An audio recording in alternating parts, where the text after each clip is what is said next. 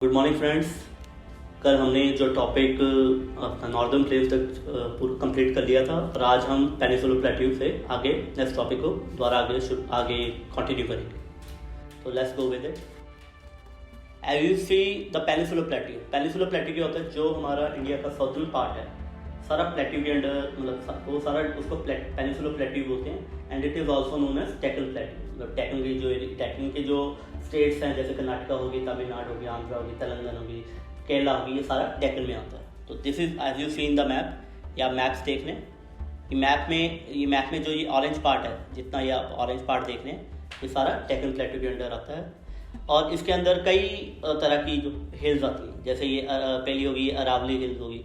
Aravalli hills आपको पता है राजस्थान में है एंड मतलब ये सबसे पुरानी हिल्स में से, हिमालय से ज़्यादा पुरानी हिल्स हैं ये। इसके अलावा फिर यहाँ पे विंध्याचल रेंज आती है जो सेकंड नंबर पे है, सतपुरा रेंज है, अपना महादेव हिल्स है, माइकल हिल्स है, वेस्टर्न घाट्स हैं, ये सारे वेस्टर्न घाट्स हैं, ये ईस्टर्न घाट्स हैं। और ये जितनी हिल्स हैं ये जितनी हिल्स आप देख रहे हैं ये सब हिमालय से पुरानी हैं। क्योंकि क्या हुआ कि मैंने आपको कल के टॉपिक में आपको ये बताया था कि जो सदर्न पार्ट ऑफ इंडिया था, जो यहाँ तक का एरिया था, वो सारा इससे ऊपर वाला एरिया सब नया है और इससे जो नीचे वाला एरिया है वो सब पुराना है। क्यों? क्योंकि जब गोंडवाना लैंड से ये रेशियन प्लेट से टकराई तो ये एरिया टकराया था। ये जो नीचे वाला आप एरिया देख रहे हैं गुजरात से, इधर वाला गुजरात से लेके आप टिल ईस्ट तक जाएंगे तो ये सारा एरिया नया टकराया था, बाकी एरिया नया बना। ठीक है, now we continue with the peninsular plateau की आगे इसके बारे में थोड़े डिटेल में पढ़ेंगे। अब आप स्लाइड पे देख सकते हैं। It is a table land composed of all crystalline, igneous and metamorphic rocks. अब आपको मैंने बताया था कि जो सदर्न पार्ट ऑफ इंडिया है, जो पेनिनसुलर प्लेट्यू है, वो ओल्डेस्ट लैंड में से एक है। एक तो ये ओल्डेस्ट लैंड है और इसके जो जितने यहाँ पे जो पत्थर, जो भी मतलब मिट्टी वगैरह पाई जाती है, ज़्यादातर उसमें जो रॉक्स है वो इग्नियस और मेटामॉर्फिक रॉक्स है। ठीक है, मेटामॉर्फिक रॉक्स और इग्नियस रॉक्स हम नेक्स्ट चैप्टर में आपको डिस्कस करके बताएंगे कि मतलब उनका मतलब क्या होता है। ठीक है, it is form due to the breaking and drifting of Gondwana land. मैंने आपको वही बताया था कि जब गोंडवाना लैंड अलग अलग हुआ, मतलब उसकी टेक्टोनिक प्लेट्स अलग हुई, तो कहीं अफ्रीका बन गया, कहीं साउथ अमेरिका बन गया, कहीं ऑस्ट्रेलिया बन गया, ऐसे इंडिया का पार्ट अलग हो गया था और वो ड्रिफ्ट होते होते यूरेशियन प्लेट से टकराया और एक नया कंट्री बना, that is known as India. ठीक है, it has broad and shallow valley and rounded hills. अब आप इसका मतलब क्या है कि यहाँ पे जितनी आपके जो हिल्स हैं, अब जैसे आपने अगर क्या कहते हैं, अगर आप हिमालय रेंजेस देखेंगे तो हिमालय रेंजेस की जो रेंजेस हैं, मतलब जो माउंटेन्स हैं, वो ट्रायंगल शेप में है, मतलब त्रिकोणीय शेप में तिखी हैं। लेकिन जो सदर्न पार्ट ऑफ मतलब जो सदर्न पार्ट में जितनी हिल्स हैं, ज़्यादातर हिल ऐसे कर्व शेप में है, राउंड शेप में है। मतलब दे आर नॉट, मतलब ऐसे नहीं है, they are not in a triangular way but they are in a curve shape. ठीक है, it consist of true broad divisions, namely the central highlands and the Deccan plateau. तो जो हमारा पेनिनसुलर प्लेट्यू है वो दो पार्ट्स में डिवाइड है, एक सेंट्रल हाईलैंड्स में और एक डेक्कन प्लेट्यू में। मैंने आपको बोला था कि डेक्कन प्लेट्यू में जो साउथ की स्टेट्स हैं जैसे कर्नाटका हो गया, तमिलनाडु हो गया, अपना आंध्र प्रदेश हो गया, अपना तेलंगाना हो गया, केरला हो गया, तो ये जो एरियाज है ये डेक्कन प्लेट्यू के अंडर आते हैं। और सेंट्रल हाईलैंड्स के अंदर ऐसे आपका एरिया हो गया अपना महाराष्ट्र हो गया, आपका मध्य प्रदेश हो गया, आपका छत्तीसगढ़ हो गया, some part of Gujarat also हो गया, तो उड़ीसा हो गया। तो ये एरियाज जो है वो सेंट्रल हाईलैंड्स के अंडर आते हैं। तो इसमें जैसे आप ये देख सकते हैं, ये जो एरियाज हैं, जैसे ये हो गया आपका अरावली रेंजेस होगी, ये सतपुरा रेंज होगी, विंध्याचल रेंज होगी, तो ये सारी सेंट्रल हाईलैंड्स के अंडर आती हैं। और जो आपकी ईस्टर्न घाट्स हो गए या वेस्टर्न घाट्स हो गए, ये आपके डेक्कन प्लेट्यू के अंडर आते हैं। ठीक है, the central highlands are wider in the west but narrower in the east. इसका मतलब क्या है कि जो सेंट्रल हाईलैंड्स हैं वो मतलब अपना क्या कहते हैं, सेंट्रल हाईलैंड्स हैं वो वेस्ट की तरफ नैरो है और जैसे जैसे मतलब वो ईस्ट की तरफ आते हैं, वो वेस्ट की तरफ वो ब्रॉडर है, वाइड है, लेकिन जैसे जैसे वो ईस्ट की तरफ आते जाते हैं वो नैरो होते जाते हैं। ठीक है, and the Deccan plateau is higher in the west and slopes gently toward eastward. और जो डेक्कन प्लेट्यू है वो उसके मतलब वो कह रहे हैं कि मतलब वो वेस्ट की तरफ हायर है और जैसे जैसे ईस्ट की तरफ आते हैं तो वो छोटे होते जाते हैं। Now we go to the next topic, which is the Indian desert. The Indian desert, जैसे आपको ये सबको ही पता होगा कि इंडिया में डेजर्ट, अगर डेजर्ट का नाम है तो हमारे दिमाग में एक ही स्टेट का नाम आता है और वो है राजस्थान। और आपको मतलब पता हो कि राजस्थान मतलब रेगिस्तान मतलब जो राजस्थान का जितना एरिया है that is come into a desert, और राजस्थान की जो डेजर्ट है उसको थार डेजर्ट बोलते हैं। थार डेजर्ट आप मैप में भी देख सकते हैं, यहाँ पे ये थार डेजर्ट, आप जहाँ पे मेरा कर्सर है ये सारा एरिया जितना आप देख रहे हैं ये थार डेजर्ट। और थार डेजर्ट सिर्फ इंडिया में नहीं लाइक करता, ये यहाँ पाकिस्तान में भी जो बलूचिस्तान के एरियाज है ये भी थार डेजर्ट्स के अंडर आते हैं, और मतलब ये टिल अपना ईरान अफगानिस्तान तक का स्टैंड करता है, काफ़ी बड़ा डेजर्ट है, ठीक है। और ये मतलब ये एरियाज मतलब सबसे ज़्यादा आपको सैंड ड्यून्स, आपको रेत, इसकी जो सॉइल होती है वो एरिड सॉइल होती है। एरिड सॉइल का मतलब होता है कि सैंडी होती है, इसमें ल्यूमिनस नहीं होती और मतलब फर्टाइल नहीं होती, मिनरल्स इतने ज़्यादा नहीं होते, तो दैट्स वाई आपको भी पता है कि राजस्थान में कोई इतनी ज़्यादा खेती वगैरह नहीं होती है, कोई वेजिटेबल्स की इतनी खेती नहीं होती है, मतलब कुछ parts of Rajasthan parts of, अब तो काफ़ी नहरें वहरें बन गई हैं, तो कैनाल्स काफ़ी अब तो काफ़ी इंप्रूवमेंट हो गया है, तो अब तो फिर वहाँ पे कुछ अच्छी फसल होने लगी। लेकिन फिर भी जैसे ये आउटर पार्ट ऑफ राजस्थान का, जैसे ये बॉर्डर एरिया का, जैसे जहाँ पे जैसलमेर है, ये वाला एरिया है, बीकानेर है, तो यहाँ पे अभी भी इतनी ज़्यादा गर्मी पड़ती है, +50 डिग्री सेल्सियस तक कई बार टेम्परेचर चले जाता है, तो इतना टेम्परेचर हो। तो और यहाँ पे आपको ये भी पता हो कि ये बॉर्डर एरिया है, तो यहाँ पे हमारे ये सारा बॉर्डर एरिया है, तो इस एरिया में हमारे मतलब जवान भी तैनात रहते हैं, तो इतने आप देखिए कि कितनी टेम्परेचर में वो इस मौसम में रहते हैं और इस डेजर्ट में रहते हैं।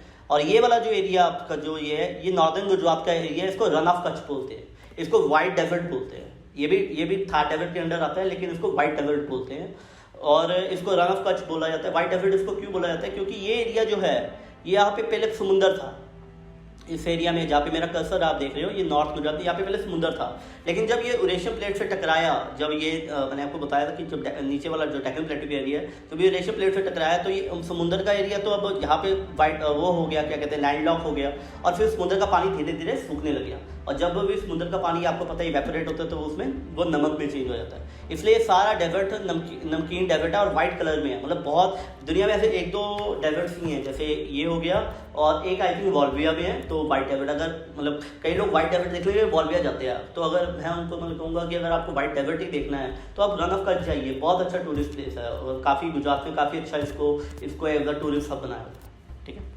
अब हम इंडियन डेजर्ट के थार डेजर्ट के आगे कुछ और मतलब इसके बारे में कुछ और पढ़ेंगे। तो ये देखिए, the great Indian desert of the Thar desert is located in the western Rajasthan. मैंने आपको वही बताया कि जो राजस्थान का एरिया है उसमें मतलब सारा डेजर्ट ये मतलब सिचुएटेड है।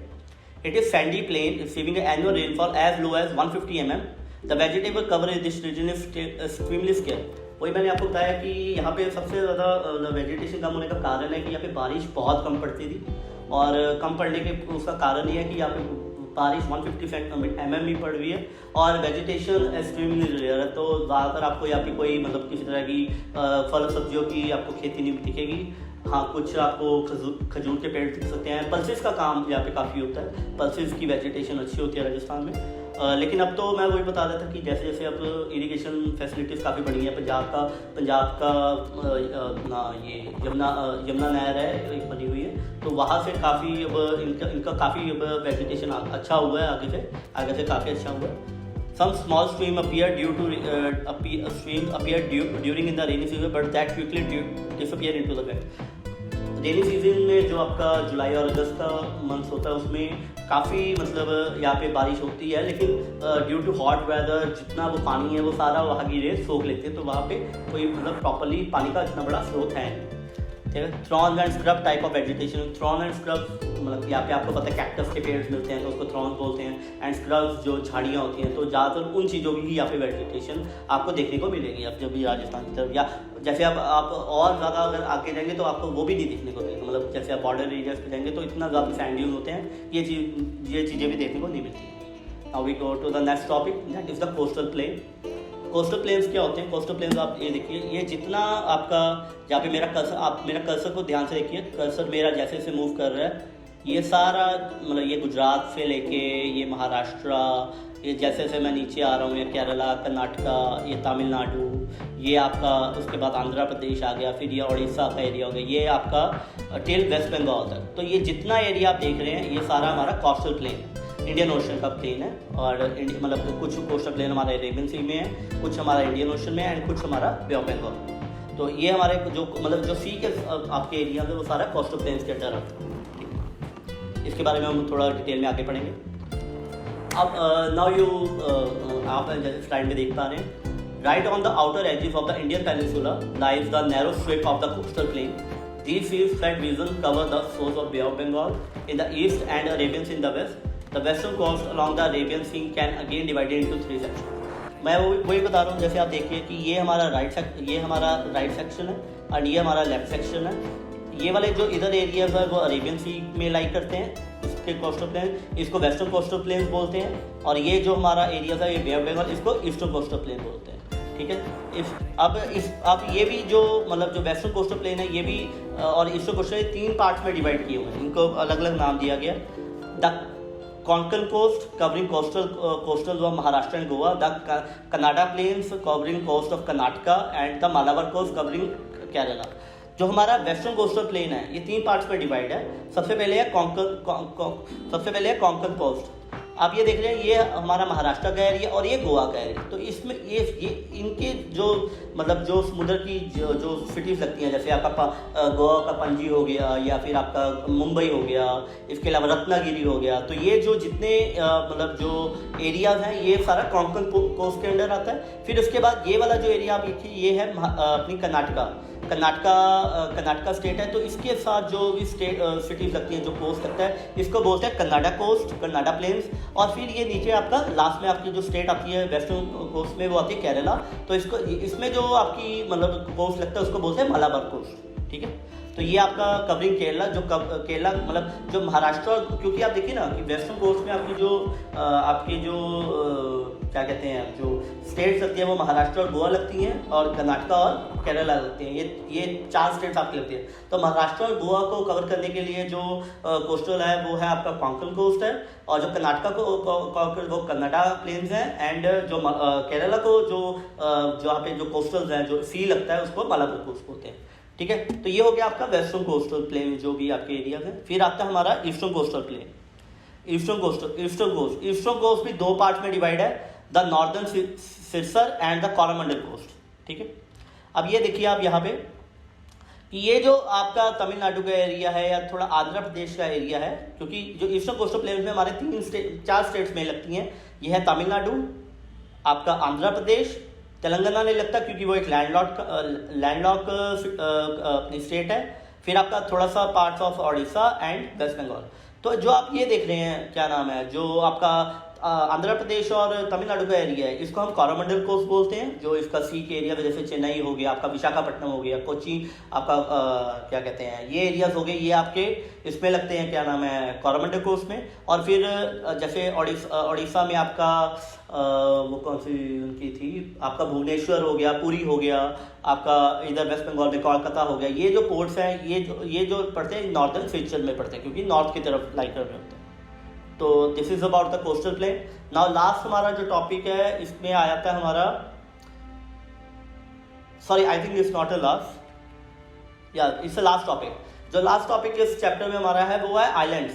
तो हमारे आइलैंड्स कौन कौन से हैं? बेसिकली इंडिया के पास काफ़ी आइलैंड्स लगते हैं, जैसे पुडुचेरी भी है, लक्षद्वीप भी है, अंडमान भी है। लेकिन यहाँ पे मेनली हम दो आइलैंड्स को काफ़ी डिस्क्राइब करेंगे। एक ये लक्षद्वीप आइलैंड्स है, और आप ये देखिए मैप में देखिए जहाँ पे मेरा कर्सर है, तो ये सदर पार्ट ऑफ केरला के पास लगते हैं, ये लक्षद्वीप आइलैंड्स हैं। और ये अंडमान एंड निकोबार आइलैंड्स हैं। तो ये मैंने आपको पिछले टॉपिक में भी बताया था कि काफ़ी इंडिया को स्ट्रेटेजिकली काफ़ी हेल्प करते हैं और काफ़ी सुंदर है। अगर आप मतलब टूरिस्ट प्लेस है, ये दोनों आइलैंड बहुत सुंदर हैं। मतलब आप अगर एक टूरिस्ट डेस्टिनेशन के तौर पे देखें तो बहुत सुंदर आइलैंड हैं। मतलब कहीं भी लोग जैसे सिंगापुर जाते हैं या कहीं और जैसे इंडोनेशिया जाते हैं तो उनको ये आइलैंड जरूर विजिट करने चाहिए। ये बहुत अच्छा टूरिस्ट हब है। मतलब मेरे कई फ्रेंड्स भी गए हुए हैं, मैं पर्सनली मतलब उन्होंने पर्सनल एक्सपीरियंस से बताया कि काफ़ी अच्छे बने हुए। ठीक है, तो इनके बारे में हम थोड़ा सा डिटेल में पढ़ेंगे। Two group of islands lying on the two oceans surrounding the main landmass of subcontinent. तो वो यही कह रहे हैं, कहते हैं दो ओशंस लाइक दो ओशंस मतलब बेसिकली दो सी के बारे में बात कर रहे हैं क्योंकि ये सारा इंडियन ओशन के अंडर आता है। तो जो अरेबियन सी में जो हमारे आइलैंड्स लाई करते हैं वो है लक्षद्वीप आइलैंड्स, और बे ऑफ बंगाल में जो हमारे आइलैंड्स लाई करते हैं वो है अंडमान एंड निकोबार आइलैंड्स। तो वही बात कर रहे हैं कि दो ग्रुप ऑफ आइलैंड्स हैं, मतलब जो दो सीज में सराउंड करते हैं लैंड सब कॉन्टिनेंट के। They are mostly complete the physical feature of India as an island region divided by the mainland as sub. तो जो आइलैंड होते हैं वो क्या होता है कि मतलब थोड़े थोड़े टापू होते हैं, मतलब उनका अंदर लैंड मास होता है और वो सराउंडेड होते हैं सी से, और उनके चारों तरफ सी होता है, ठीक है। तो ये लक्षद्वीप आइलैंड्स हैं जो मालाबार कोस्ट में है। मैंने आपको बताया कि केरला के पास है, तो केरला में आपको पिछली स्लाइड में मैं बता चुका हूँ कि मालाबार कोस्ट में केरला के जितने भी एरियाज है तो उसके पास ये पड़ता है। और इसमें आपके consist of cluster of coral islands collectively named as Lakshadweep. तो कोरल आइलैंड मतलब ग्रुप ऑफ आइलैंड्स है। और फिर जो बे ऑफ बंगाल में लाई करते हैं आपके, वो आपके अंडमान एंड निकोबार आइलैंड्स हैं। और ये इंडियन ओशन में आपके लाई करते हैं, सारा इंडियन ओशन ही पड़ता है ये। The group of islands are largely divided into western counterpart having a rich biodiversity. तो जो ये कहते हैं कि इसमें आपका क्या कहते हैं, इसमें मतलब आपको अंडमान में काफ़ी तरह की बायोडाइवर्सिटी, काफ़ी तरह के अलग लोग, अलग तरह की आपको यहाँ पे हैबिटेट मिलेगी, काफ़ी अलग तरह के आपको जानवर मिलेंगे। तो काफ़ी एक मतलब बहुत एक अलग तरह का ही वर्ल्ड है यहाँ पे। Because the Andaman island are closer to the equator, the region also sphere equatorial. तो ये वाला जो एरिया है वो आपको इक्वेटर के काफ़ी करीब है, मतलब इक्वेटर से जस्ट थोड़ा सा ऊपर है। तो यहाँ पे आपको इक्वेटोरियल टाइप ऑफ क्लाइमेट मिलेगा, बहुत खुशनुमा मौसम होता है यहाँ पे। और काफ़ी लोग यहाँ पे जाना प्रेफर करते हैं। और यहाँ पे आपके मतलब क्या कहते हैं, अंडर सी के जो एक्सपीरियंस हैं, जैसे अंडर वाटर डाइविंग होगी, सी के जितने यहाँ पे, वो आप यहाँ पे एक्सपीरियंस कर सकते हैं। बहुत अच्छी प्लेस है, तो इसके बारे में बताया हुआ है। तो this is all about this chapter. मैंने आपको दो टॉपिक्स में, 2 एपिसोड में आपको ये पूरा चैप्टर एक्सप्लेन करवा दिए। और इसके अलावा आपकी कोई इंक्वायरी हो, यू कैन कॉन्टैक्ट मी।